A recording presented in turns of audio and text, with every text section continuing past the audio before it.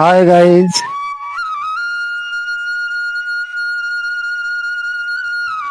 আমি আমার জমি থেকে হলুদ উত্তোলন করব।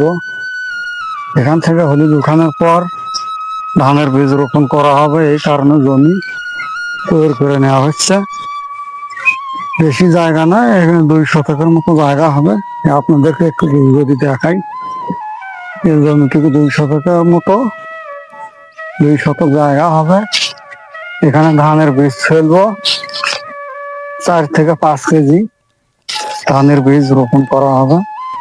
এই জন্য আমি এই হলুদের গাছগুলো কেটে ফেললাম এবং এখান থেকে আমি এখন হলুদ উঠাবো। সেটি আপনাদেরকে যদি একটু দেখাই, দেখি কিরকম হয়েছে। আরো একটু সময় লাগতো, তো হলুদ মোটামুটি ভালো হয়েছে। এটি আপনাদেরকে যদি একটু দেখাই ভিডিওতে, হলুদ খুব ভালো হয়েছে, ফলন নিচে পর্যন্ত চলে গেছে হলুদ।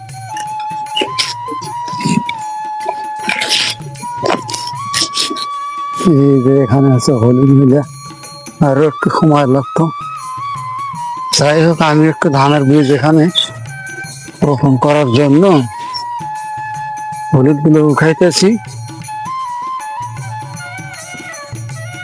আপনাদেরকে একটু দেখাই ভালোভাবে, আপনারা দেখেন, ফলো করুন। হলুদ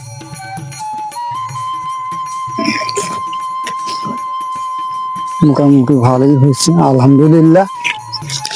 আল্লাহ যা দিয়েছে আমি তাকে খুশি। দেখেন, এগুলো হচ্ছে হলুদ।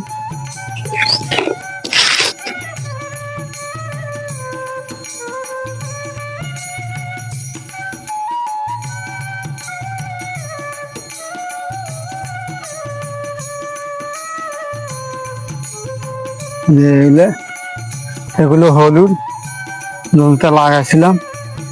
পুরো জমিতে অবশ্য উঠাবো না এখন, শুধু এইটুকুতে ধানের বীজ রোপণ করার জন্য তুললাম আর কি। 2 শতকের মতো জায়গা। এই 2 শতকের মধ্যে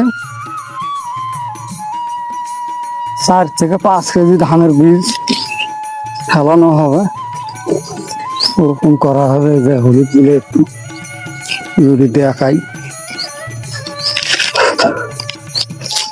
হলুদের বই দেখাই একটু,